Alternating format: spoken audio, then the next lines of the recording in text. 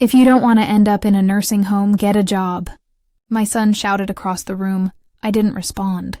I just smiled, a slow, sharp curve of lips that hid everything I felt.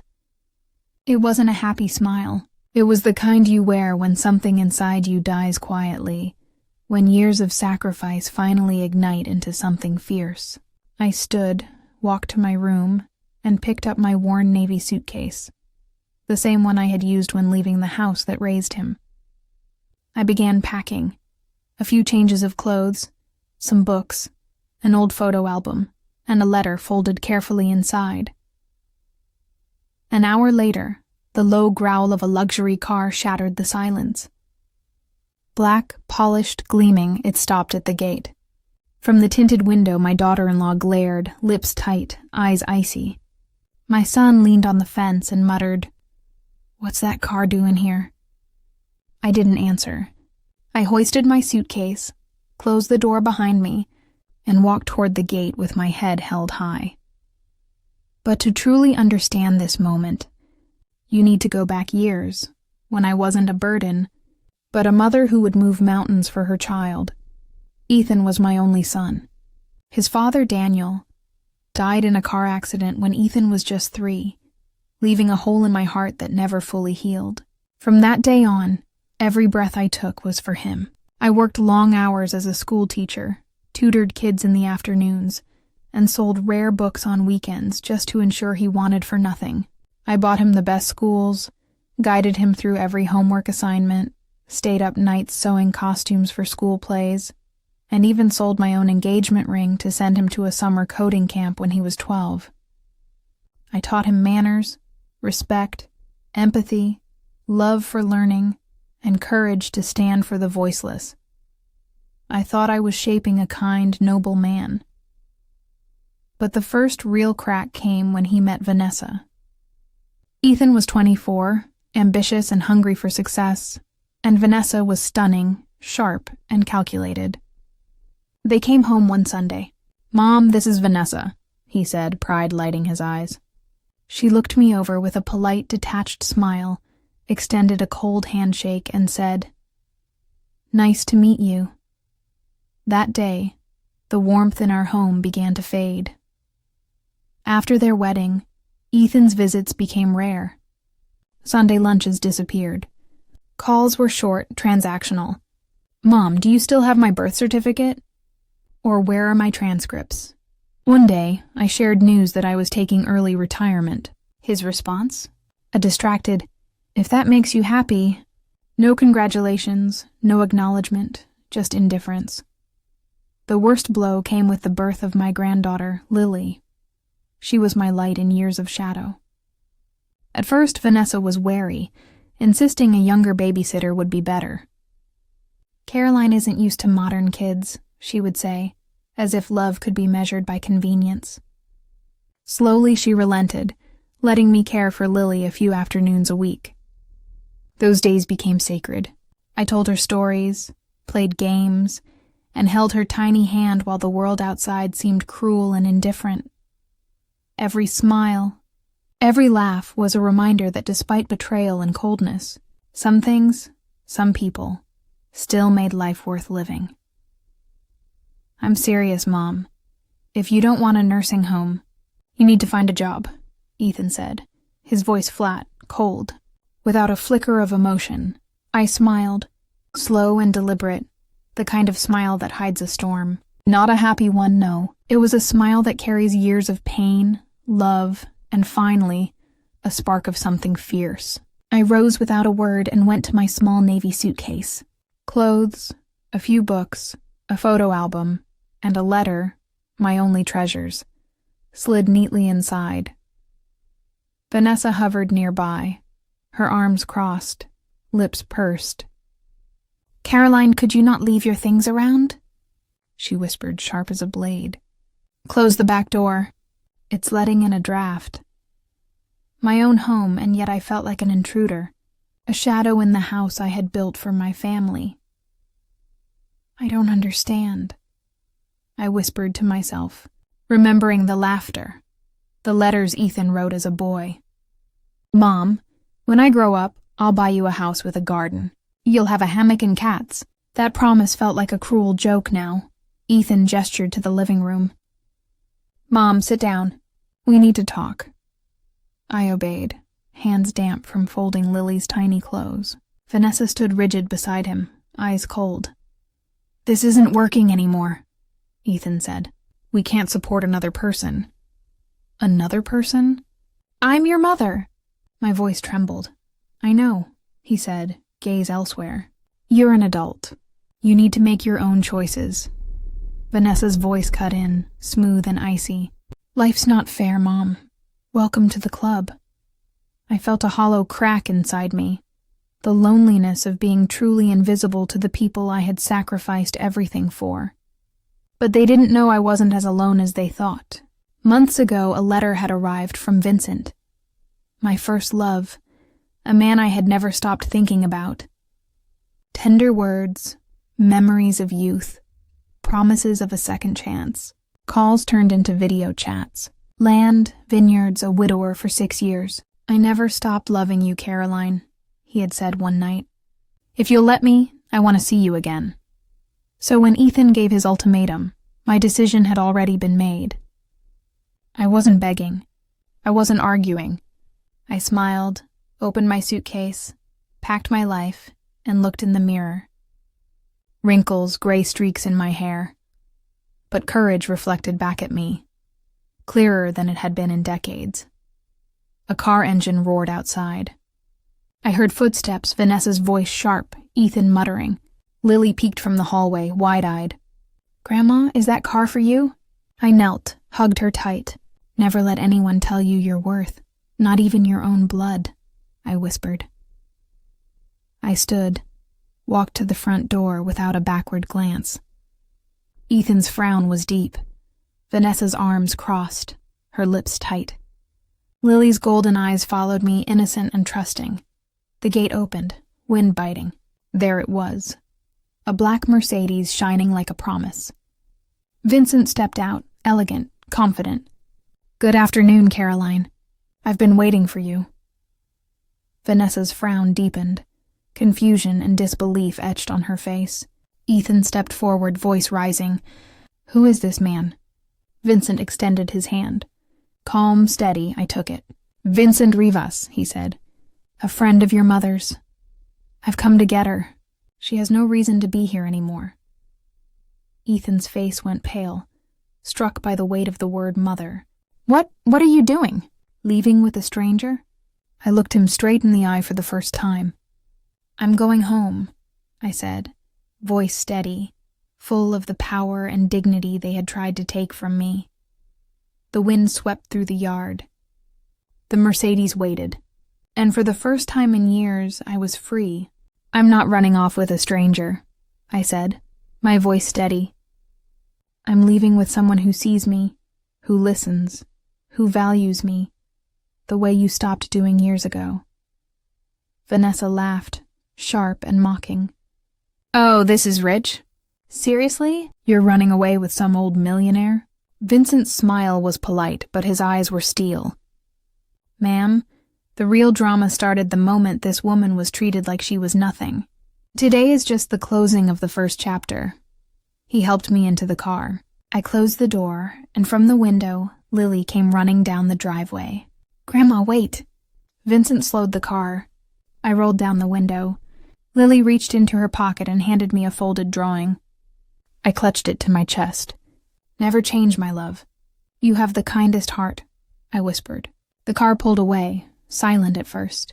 I watched the streets I had walked countless times. The streets that had seen me haul groceries like a servant, swallow insults for not earning, endure years of invisible labor. Every corner, every lamppost had witnessed my quiet resilience. Now they would witness my freedom. Vincent drove with calm precision. "Are you all right?" he asked, eyes on the road. I nodded, uncertain if it was true.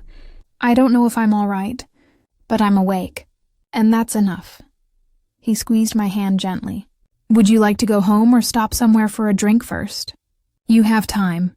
I laughed, a real, full laugh. For the first time in years, I felt alive. I wasn't the woman who had walked with her head down. I was someone else. Or maybe I was finally becoming the person I had been before fear took over. We stopped at a small diner, warm and fragrant with the scent of fresh bread. Sunlight poured through wide windows. Vincent ordered 2 lattes and croissants. "Do you remember the first time we came to a place like this?" he asked. I smiled. "Of course. I ordered tea with lemon, and you teased me that only unhappy people drank tea. I told you. Then I'm proudly unhappy."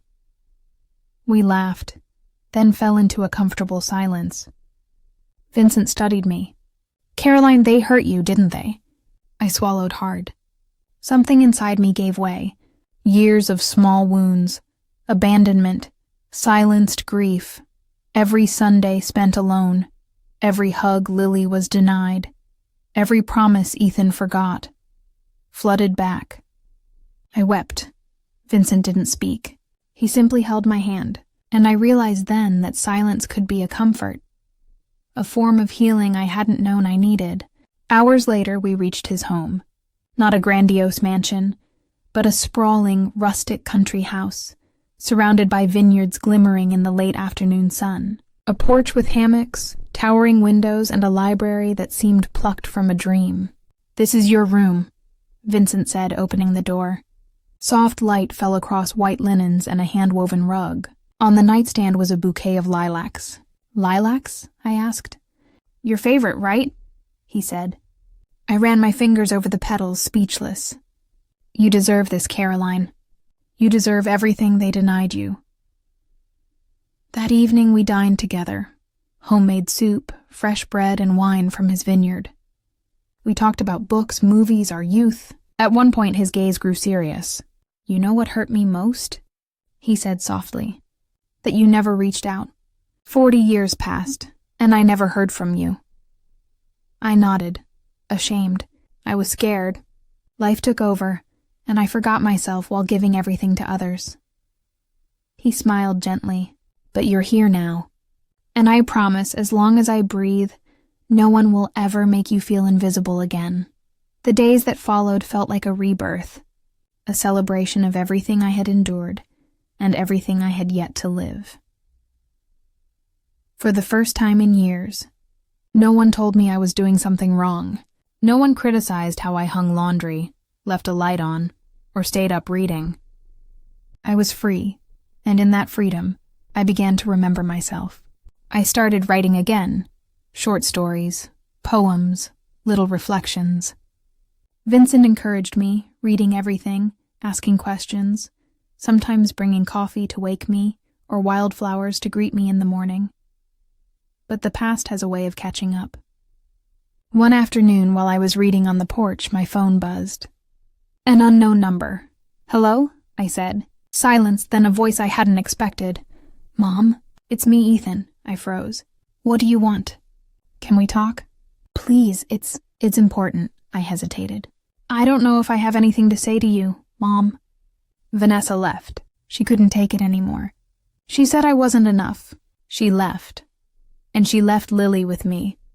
And the house. I sank onto the porch swing. My chest tightened. And what does that have to do with me? I don't know what to do. Lily cries all day. She asks for you. I feel lost. There was a long pause. I could hear his uneven breaths. "I need you, Mom." I stayed silent. I had waited years to hear those words, but now they didn't hurt. They weren't chains. They were a call, one I could answer. Or not. "I needed you too, Ethan. For years." "And you weren't there," I said finally. "I know. I screwed up." "I was an idiot," he whispered. "Then don't tell me." "Show me," I said. "If you want me to come back, it won't be to that small room or under your contempt." He choked back a sob. I hadn't heard him cry since he was 6. "Can I see you?" I paused, weighing the past and the future. Then I said something I never thought I would. "Yes, but don't come alone." "Who do you want me to bring?" "Lily. She deserves to see me. You? You'll have to earn it." Morning sunlight spilled across the vineyards, warm and golden, but my heart raced. I had agreed to see him not for him, but for Lily. Vincent watched quietly from the porch, sipping his coffee. "Are you sure?" he asked. "I'm sure. Not for him, for her." He set his cup down, touched my cheek gently. "Whatever happens, I'm right here. You're not alone, Caroline. Not anymore." At 11:30, the familiar family station wagon rolled through the gate. Ethan stepped out first. He looked smaller somehow. Worn, sleepless, a shirt hanging loosely from his shoulders. Lily ran ahead, no hesitation, straight into my arms. "Grandma." I held her tight, inhaled the scent of her hair, felt her trembling little body. "I thought you wouldn't want to see me anymore," she whispered. "Never, my love." "Don't ever think that again," I said. Ethan lingered a few feet away, awkward, guilty. "Can we talk?" I met his gaze. 10 minutes, that's it." Vincent took Lily inside discreetly, offering her juice and cookies. Through the window, I saw her animated, hands flapping like wings, laughing. My granddaughter's joy strengthened me. Ethan sat down across from me. He fidgeted, unable to sit still. "I don't know where to start," he admitted. "Then don't start. Just be honest," I said. He swallowed, voice heavy. "You're right about everything. I failed you. I let Vanessa humiliate you, treat you like a burden." I ignored it. I focused on my career, on Lily, and left you on the sidelines. "No," I interrupted. "You pushed yourself away." "There's a difference." He looked down, defeated. "I know, I have no excuses. I'm here because I'm alone, and because only now do I understand what you did for me. When I had to wash dishes, cook, manage Lily, take care of her crying, I finally saw, and I never appreciated it. I never valued it." Silence stretched. I watched him absorb the weight of truth. "I'm sorry, Mom," he whispered. I looked at him, my son, the same little boy who once told me I was his queen when he had a fever. The boy I read stories to at night, and yet he had become the man who let his wife treat me like I was nothing. Both truths hurt, living side by side. I took a deep breath. "I don't know if I can forgive you, Ethan, but I can listen. That's a start." We spent the afternoon in the garden. Lily ran between the rows of grapevines, laughing as Vincent showed her how to plant a tiny vine. Their joy was effortless, as if they had always known each other. Ethan watched quietly. "She loves you," I said softly, "more than you let yourself feel. And you love her too." He nodded. "I'm rediscovering that." "I don't know if I have the right to ask this," he continued hesitantly. "But could you watch Lily for a few days?" "Why?" "I have a temporary project in another city. Just a few weeks. I have no one else, and Lily, she wants to stay with you." I turned to Lily. Her eyes sparkled. "Can I, Grandma? Can I stay with you and Vincent?" Vincent appeared beside us, calm and steady. "It would be an honor, only if your grandmother agrees," he said. I sighed. "All right, but my rules, no surprises, no intrusions." "Agreed," Ethan said immediately. "Thank you." "Really?" he added. Before leaving, he turned back. "I know I have a lot to prove. I just want to start undoing the wrongs." I watched him drive away down the dirt road. Relief washed over me, mixed with nostalgia, but no guilt. The days with Lily were warm and full. We shared breakfasts, wandered the vineyards, baked cookies. Vincent became her quiet hero. Listening, teaching, laughing with her, showing her the constellations at night. One afternoon, as Lily sketched on the porch, Vincent came up behind me and hugged me gently. "I never imagined having this," he whispered. "This what?" I asked. "Peace, family. A real life." I smiled at him. "I didn't come back to you. I found myself again, and you were there. Calm, as always, comes at a price." One evening, Lily's tablet buzzed. "It's Mom," she said, eyes down. "She wants to know if I'm okay." And said Dad is dating someone new. Maybe he won't need me anymore. Vincent and I exchanged a glance. "How do you feel?" I asked gently. Sad, but I don't want to go back. I'm happy here, I hugged her. You will always have a place here, Lily. Always. But Vanessa's shadow still lingered.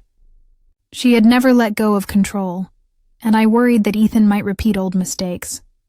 That night, I sat at Vincent's desk and wrote a letter.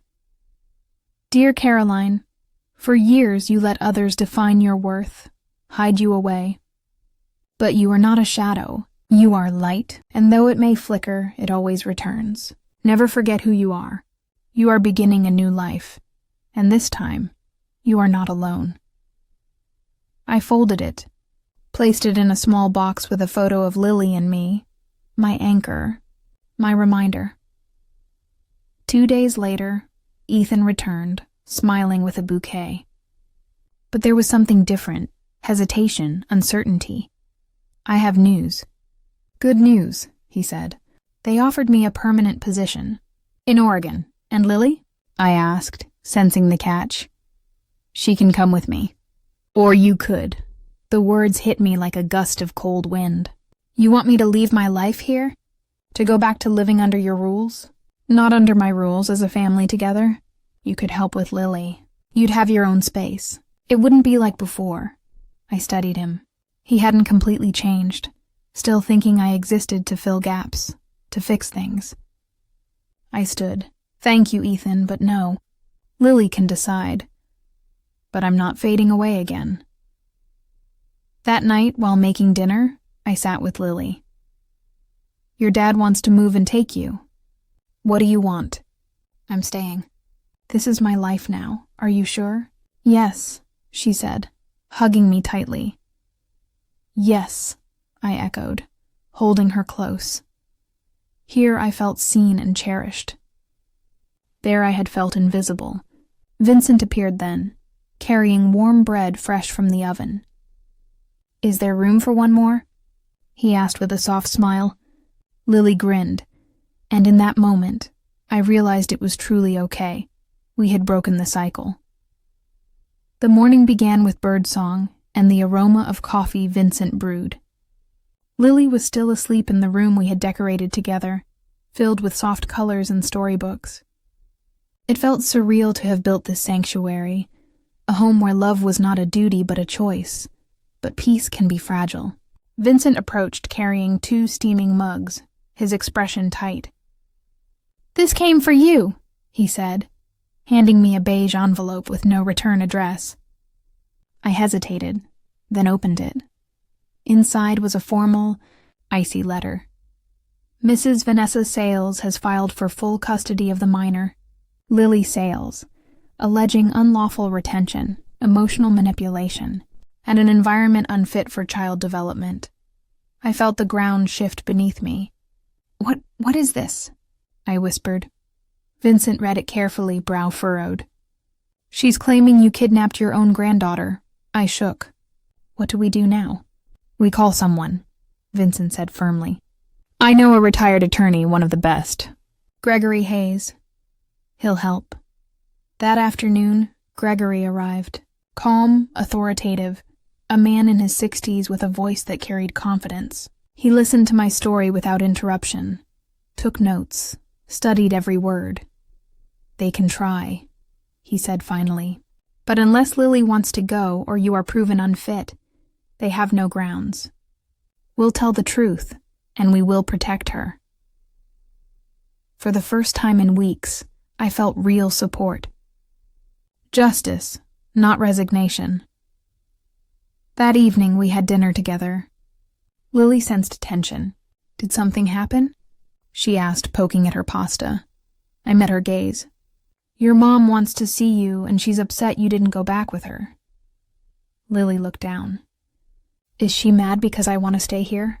Maybe, I said gently, but it's not your fault. You get to choose where you feel happy. She hugged me tight.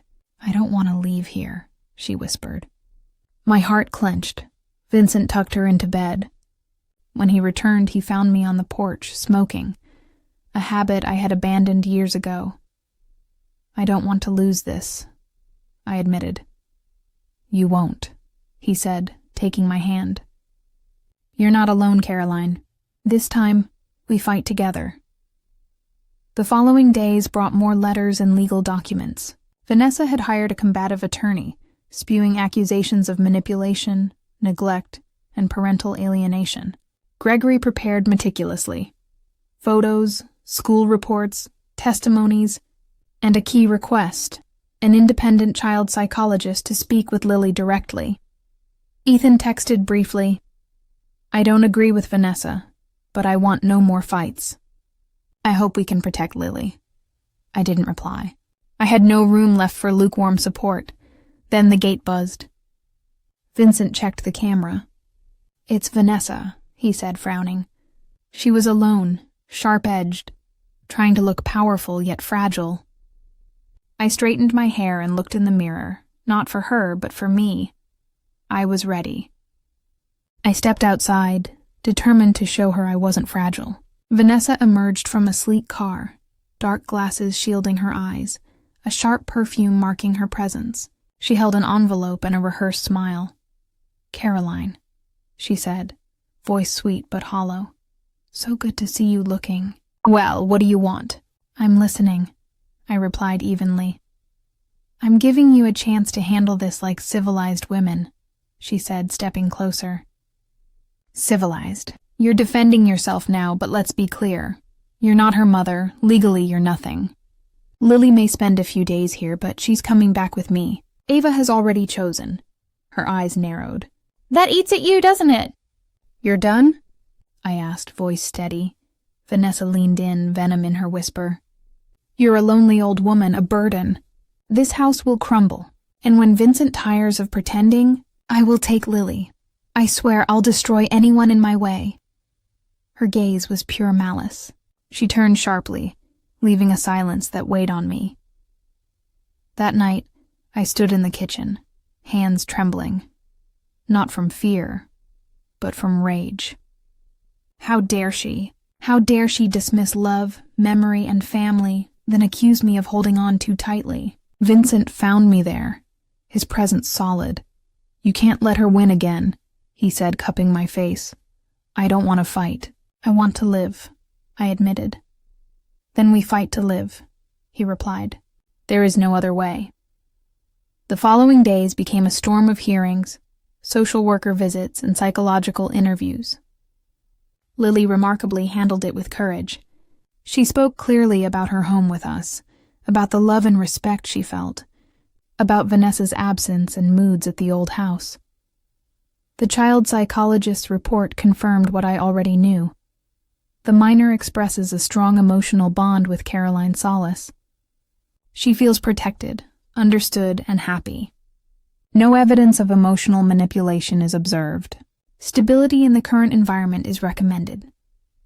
When Gregory read the conclusion to me, I wept quietly. Legal papers had finally confirmed the truth I had carried in my heart for years. Lily was safe. The courthouse followed soon after. Vanessa arrived, pristine, composed, her lawyer at her side. I entered with Gregory, Vincent, and a heart beating fast. Lily stayed home per the judge's advice. The courtroom was tense. "Mrs. Vanessa Salas," the judge said, "we find no reason to remove shared custody or question the suitability of Mrs. Caroline Solace as temporary guardian. The minor's wishes are clear. Custody remains, with supervised visitation scheduled for you." Vanessa's jaw clenched. Her lawyer steadied her arm. "This isn't over," she hissed as she passed. "You have no idea what I'm capable of." I met her gaze, calm and unflinching. "I know exactly what you're capable of. That's why I'm not afraid." That night we celebrated quietly. Vincent made his famous meatloaf. Lily baked a small cake with frosting and cookies, and laughter filled the kitchen like sunlight after a storm. Later, Vincent and I sat on the porch. He took my hand gently. "You were fierce today," he said. "I felt alive seeing you protect what's yours." I looked at him, chest swelling with something new. Not dependence, not gratitude, but love, free, chosen, and powerful. After years of wounds, I finally understood what it meant to be truly seen. For weeks, A tense calm settled over us.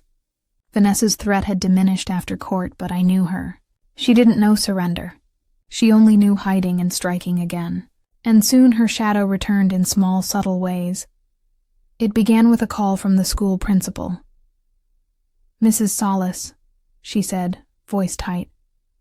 "I wanted to discuss a concern regarding Lily." I stared at my phone, hands shaking. "Request to change legal guardian. Caroline Salas is no longer authorized to pick up Lily." "What?" I whispered. The notice was signed by Vanessa, but it carried no court approval. Vincent knelt beside me, eyes steady. "Her again?" I nodded. "She's trying to push me out of Lily's life, piece by piece, quietly from behind. She won't succeed. But we'll need to be vigilant," he said, gripping my hand. That night I spoke with Gregory. He confirmed my fears. Vanessa was appealing the custody ruling, filing false reports of psychological abuse, emotional neglect, and isolation. Worse, she had hired a private investigator. Photos, videos, social media screenshots. "This isn't just legal," Gregory said gravely. "It's personal. She wants to destroy you. Can we stop her?" I asked, feeling that hollow panic rise again. "Yes," he said. "We go all in." Outside, Lily's laughter floated from the garden. She was chasing soap bubbles with Vincent, completely unaware of the shadow looming. My chest ached. "Then we fight. For her? For me?" he asked. "For both of us," I said firmly. The next days became a blur of evidence gathering, recorded threats, texts, emails, even proof of lies about employment and income. Gregory built a counterclaim: defamation, malicious prosecution, and emotional distress. Then, the unthinkable happened. Lily didn't return from school. Panic clawed at me. The teacher said Vanessa had picked her up for a visit, unauthorized. I called everyone, the school, Gregory, Vincent. No one knew anything. 3 hours later, a text appeared. "Lily is fine. She needed to be with me. I'll let you know when she returns." I crumpled, trembling. Vincent held me, steadying my shaking frame. "We'll get through this," he said, but I felt the weight of helplessness pressing in. The next morning, Vanessa arrived at the gate, Lily in her arms. The girl's eyes were red from crying. "Here she is," Vanessa said coldly. "She's fine. She just needed me." I stepped forward. "Look at her. She's alive. She's safe." Lily broke free and ran into my arms. Relief flooded me, mingled with fury. "We will see this through," I said, voice steady. Vanessa smirked and left. Gregory moved quickly. A temporary restraining order was granted. Vanessa could not come within 100 yards without court approval. That only made her angrier. Soon, harassment escalated. Windows of Vincent's car smashed, animal waste left at the property entrance, rocks thrown onto the roof. Lily woke screaming. We called authorities, but without proof. The threats continued. Sleep became a memory. Every creak in the night, every shadow set my heart racing. Vincent finally proposed a solution. "Caroline, let's move. Mendocino. Remote. Start fresh. Far from this madness." I shook my head. "No, if I leave, she wins. This house, these vineyards, they are part of me. I won't let her take that too." Vincent didn't press. He understood. Exhaustion weighed on him too. Days later, while shopping, a woman approached me in line. "You're Lily's grandmother, aren't you?" I smiled faintly. "Yes." And for the first time in weeks I felt a spark of recognition, a reminder that not everyone was blind to the truth. We were not alone. I felt a tight knot in my stomach as the woman at the store whispered, "I heard your daughter-in-law filed a lawsuit against you. They're saying Lily isn't attending school." "That's a lie," I said quietly, though the words felt hollow. "Well, you know how some people are," she replied, shaking her head. "Some shouldn't be raising kids at all." I left without buying anything, the weight of judgment pressing down. The gossip spread quickly. Neighbors avoided my gaze. Invitations disappeared. Friendly hellos vanished. The isolation stung worse than Vanessa's insults ever could. That night, after putting Lily to bed, I wandered into the garden. The sky stretched wide above me, stars like tiny questions. "Why is this happening?" I whispered. "I just want to love her to keep her safe. Is that too much?" Vincent appeared silently, wrapping his arms around me. "You're not alone. Even if everyone else turns against you, I'm here. And if she doesn't stop, if she pushes until she breaks us, then we resist, to the last breath." Days later, the final summons arrived, an emergency hearing scheduled for the next week. Vanessa claimed new evidence demanding permanent sole custody. It was her ultimate strike. Gregory advised me calmly, "Don't just tell your story, show who you are. Let the judge see your life, your love, your stability." That night, I wrote a letter I didn't know I'd read aloud, but it steadied me. My name is Caroline Salas. I am 66 years old. I am not perfect. I have made mistakes, but I have never stopped loving someone who needs me. I'm not fighting out of pride. I am fighting for a bond given by life itself, a bond I will not surrender to anyone's whim. I folded it, slipped it into my purse, and carried it like armor. When Lily learned of the trial, her small face crumpled with worry. "Do I have to leave, Grandma?" "No, my love. This time we're going to win. And if we don't," she asked softly. I held her close. "Then we'll go together, wherever we need to." She smiled through tears, hugging me tightly. "You're my home, Grandma, always." That sentence echoed in my heart more than any verdict ever could. The morning of the trial arrived with a storm of emotions. Fear, hope, anger, exhaustion, and a quiet, steady courage I didn't know I still possessed. I dressed carefully, hugged Lily fiercely, and whispered, "I love you. Nothing will ever separate us." Vincent held my hand as we walked to the car. Gregory awaited at the courthouse, calm and commanding. "Today," he said, "we're not just defending you. We're showing the truth about Vanessa." The courtroom doors opened. There she was, flawless, poised, coldly elegant, a mask that tried to hide her aggression. She looked at us like we were insignificant. The judge, a stern older man, called the hearing to order. "Mrs. Vanessa Salas has filed an appeal seeking sole custody of Lily and revocation of provisional guardianship granted to Mrs. Caroline Salas," he read. "We will hear both sides." Vanessa went first. "Your Honor, my mother-in-law has manipulated Lily emotionally. She has alienated her from me, interfered with her upbringing, and assumed authority that is not hers. Lily needs a mother, not an overbearing grandmother." Her voice quivered as she spoke, conviction trembling beneath the words. She presented edited videos, Lily saying she didn't want to see her mother, and clips of me calling her my baby. Gregory stood calmly. "Your Honor, these clips show nothing unlawful. Affection toward a child and honoring her expressed feelings does not equal alienation. It is evidence of care, not coercion." The judge listened, nodding slightly, but withholding judgment. Gregory's eyes met mine, steady and assuring. Then he began the counter-argument, precise and unwavering, ready to expose the truth.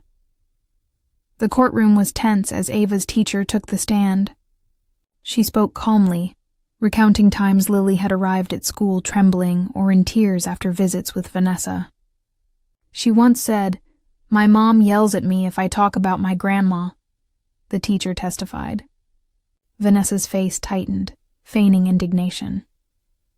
Next, a neighbor stepped forward, a courageous elderly woman who had witnessed Vanessa shouting at Lily during pickups. "It's not fair," she said. "Caroline has raised that child with love. Vanessa only shows up to cause chaos." Gregory then requested that Ava's recorded testimony be played, her words soft but piercing. "My grandma takes care of me. She reads me stories. She hugs me when I'm scared. With my mom, I get scared. I don't want to live with her." The room fell silent. Vanessa's lips pressed thin. Gregory's closing argument cut like steel. "We are not asking for her right to be a mother to be taken away. But we are asking that Lily's safety and emotional well-being be the priority. And there is no doubt that well-being exists with Caroline." The judge then allowed me to speak. I stood, letter in hand, voice steady. "Your Honor, I am not here out of pride. I am here because I could not stand by while a child was torn from the only safe place she knows. I am not perfect, but I have given everything, my time, my love, my protection. I do not seek recognition, only the right to continue caring for her as she needs, as I need." The courtroom held its breath.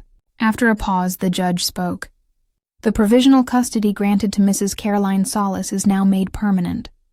The biological mother will maintain supervised visits and must engage in therapeutic support before seeking any modifications in the future. Furthermore, the plaintiff is advised to refrain from filing baseless legal actions or initiating smear campaigns under penalty of further sanctions." Relief washed over me. Vincent squeezed my hand. Gregory gave a small, proud smile. Outside the courthouse, Ava ran into my arms, her grin wide and unrestrained. "Can we go home now?" "Yes, my love. We're free." Vanessa emerged later, her face twisted in fury. "Enjoy your victory." "It won't last." I met her gaze calmly. "It's not a victory, it's justice. This is over." She stomped away, rage in every step while I watched without fear. For the first time, I felt pity rather than terror. Pride had cost her everything she couldn't love. In the weeks that followed, we rebuilt our lives. Cameras were installed, an additional lawyer stood ready, and neighbors slowly returned, some apologetic, others quietly respectful. Lily went back to school with laughter in her voice, drawing and singing without fear. I smiled freely again. Vincent and I shared long afternoons in the garden, talking about life, love, and the future.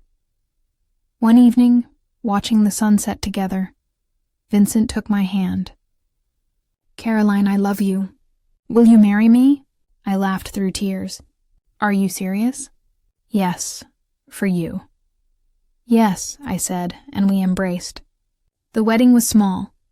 Gregory, close friends, and Lily carrying the rings, tears of joy streaming down her cheeks. I wore white again, not for tradition, but as a symbol of rebirth.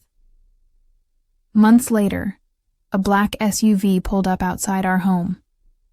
Lily and I were planting flowers while Vincent read on the porch. A man in a sharp suit approached. "Mrs. Caroline Solis?" he asked. "Yes. I'm with Horizon Press. We read your letter. We'd like to publish your story." I blinked, a smile spreading across my face. Life had not only returned, it was blooming in ways I had never dared imagine. The judge had shared my story in a legal forum, and shortly after, a publisher reached out. "We were deeply moved," the letter read. "We would like to publish it, and if you're willing, include your full story." I stared at it, stunned. "My story?" "Yes," Vincent said quietly, standing behind me, a gentle smile on his face. "You're ready to tell him." I looked down at Lily, who squeezed my hand, and I felt something I hadn't in years. Courage. "Yes," I whispered. "I'm no longer afraid to tell it." I accepted the publisher's offer, knowing nothing of the path ahead.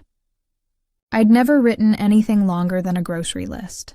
Yet as I sat with a blank notebook in front of me, the words came naturally, as if they'd been waiting decades for release. My first sentence, "My name is Caroline Solis." They told me I was too old, a burden, a shadow to be ignored. One day, I decided to stand up. For weeks, I dedicated my mornings to writing, reliving memories, and transforming pain into words, rage into chapters, and loneliness into a voice. Gregory helped me organize the facts. Vincent patiently corrected typos. Lily sometimes perched on the edge of the desk, whispering, "Are you writing the part where you saved me, Grandma?" "Yes, my love," I said. "But I'm also writing the part where you saved me." 6 months later, the book was published under a title that left no room for doubt. If you refuse to fade, stand up. The cover showed a silhouette with a suitcase before an open gate, facing the light. I didn't expect much beyond a few local readers, but the response was overwhelming. The book went viral. Social media flooded with quotes. Women shared their own stories, sent letters, tearful audio messages, and even traveled across states just to meet me. "Your story helped me go home," one woman said, hugging me tightly. It made me apologize to my mother and understand what I had ignored for years. Then a television producer called. "We'd like you to share your story live. You're inspiring women everywhere." I hesitated. Exposure had never been my comfort. Gregory urged me, "Go. Not for you, for all the women still silent." The studio lights were blinding. Cameras and microphones surrounded me, and for a moment I froze. But when the host smiled warmly, I calmed. "Caroline," she said, "what would you say to those still trapped in silence?" I thought, then spoke. "Do not believe you are alone. Do not listen to those who tell you it's too late, that you are invisible. There is always a day to begin again, whether you are 60, 70, or 80. It is never too late to stand, to reclaim your life, to speak your truth." The applause was thunderous, but it wasn't for me. It was for every woman in the audience, for every story waiting to be heard. Afterward, life changed. I gave talks at community centers, spoke on the radio, even at a university conference on elder rights. Yet I remained the same in my home. I still made breakfast for Lily, tended the garden, and watched sunsets with Vincent. One morning over coffee, he said, "Do you realize what you've done?" "What do you mean?" I asked. "You've turned humiliation into dignity, sorrow into strength. That's rare." "I only did what any mother or grandmother would," I replied. "Yes," he said softly, "but you also defended yourself, and that is far harder." Vanessa kept her distance, sticking to her supervised visits. Lily, slowly and cautiously, began speaking to her without fear. I never spoke ill of her mother. I understood something profound.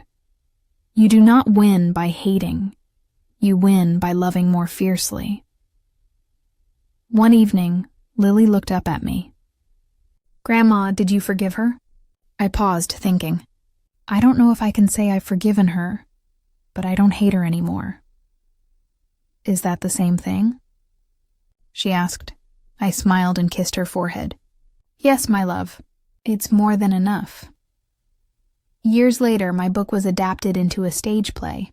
I attended the premiere, and there on stage, an actress with white hair held a suitcase in her hand, her voice trembling just as mine had all those years ago.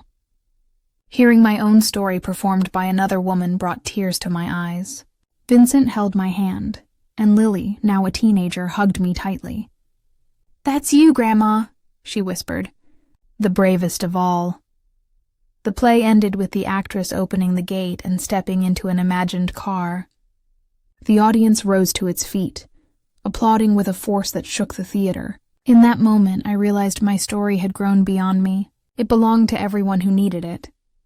Later, I received a Citizen's Merit Award. On stage, the mayor said, "Today we honor a woman who has shown that age is never a limitation, that love and courage can defy expectations, and that standing up for what is right is never too late."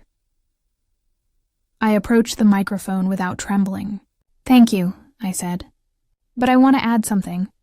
When my son told me, 'If you don't want to fade away, get a job,' he didn't know he was giving me a gift. Sometimes what seems like the end is only the beginning." The audience applauded, and my mind drifted to Daniel. How I wished he could see me now, free, alive, renewed. Looking back, I see not tragedy, but transformation. Lily grew surrounded by love, choosing to study psychology, determined to help others like herself. Vincent and I continue to walk together, hand in hand, laughing at our wrinkles, our clumsiness, and our quiet victories. Our home is warm, full of books, flowers, and visitors. Women come to share their stories, some bringing casseroles, others seeking only an ear. I listen to everyone, and when they ask how it all began, I tell them the same story, with a suitcase, a trembling heart, and a single decision to stand. It was never about luxury, a husband, or even a book. It was about refusing to fade, refusing to accept what others said I was. The fire inside cannot be extinguished by contempt. It is fueled by determination.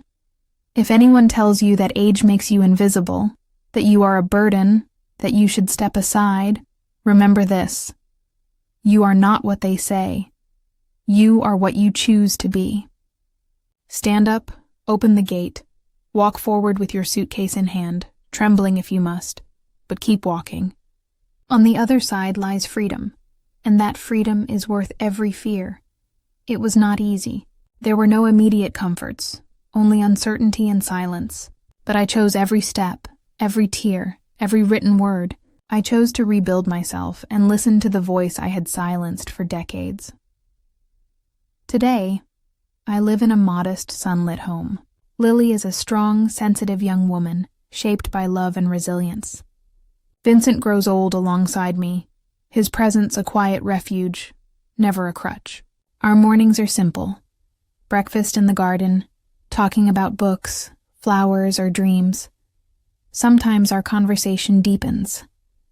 One morning, Lily asked, "Grandma, do you regret everything that happened?" I thought of the betrayals, the losses, the pain, but to lie to her would rob her of the truth. "No, my love," I said, "because if it hadn't happened, I wouldn't be who I am today. And you wouldn't be here with me." She smiled, hugged me, and understood without words. Over the years, I have learned that life isn't a straight line, it's a spiral. Sometimes we rise, sometimes we fall, sometimes it feels like we are standing still. And yet, in every turn there is a choice, to fade, or to stand, again and again, until the light finds us. But I am not the same woman I once was. I am no longer the one who trembled when Ethan raised his voice, nor the one who lowered her eyes when Vanessa humiliated me, nor the one who believed she had no place left in the world. Now I am the woman who writes, who embraces, who listens, who guides. I am the grandmother who receives letters from other grandmothers, mothers, and daughters.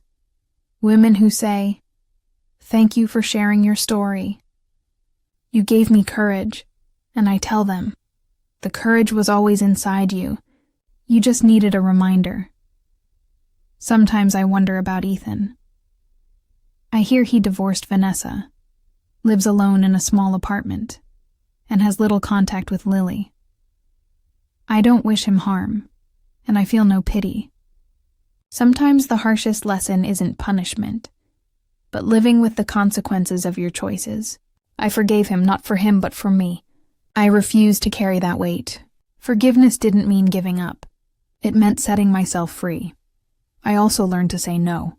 No to demands that disrespected me. No to obligations that stole my peace. No to roles that had already hurt me. Saying no became an act of self-respect, a declaration that I am allowed to protect myself. But even more, I learned to say yes. Yes to tenderness. Yes to new beginnings. Yes to trusting again, even after betrayal. Yes to bold dreams. Yes to love in the later chapters of life. Yes to me. One afternoon, while sorting through old boxes, I found a letter Daniel had written years before he died. His handwriting rushed, urgent, but filled with the clarity only he could give. "Caroline," it read, "if you ever feel alone, don't look outside. Look in the mirror. There you will find the bravest woman I ever knew." I cried, not from sorrow, but from gratitude. because even before I realized it, he had seen the strength in me that now blooms fully. Older women are often invisible to the world, treated as if we have nothing left to give. But that is a lie. We are living libraries. We are roots and wings, history and promise. Society may tell us that after a certain age, all that remains is waiting. I say the opposite. After a certain age, clarity emerges. We no longer need to prove ourselves. What matters is living fully, with truth. Once at a university talk, a student asked, "What does dignity mean to you?" I smiled and said, "It's looking at yourself in the mirror without flinching. It's knowing your worth without anyone's approval. It's choosing yourself every single day, even if no one else does." She nodded silently, and I could see she understood. If I could leave one message for every woman who hears my story, it would be this: do not wait for someone else to rescue you. Do not wait for them to validate your worth. Do not wait for applause to stand. Do it anyway. Do it trembling, do it scared, do it fully. Because life often begins the moment you decide you are no longer a victim, but the author of your own story. And if one day you must pack your suitcase, do not see it as an ending. See it as the opening line of the next chapter. My name is Caroline Solace. They said my story was over. I showed them it was only the beginning.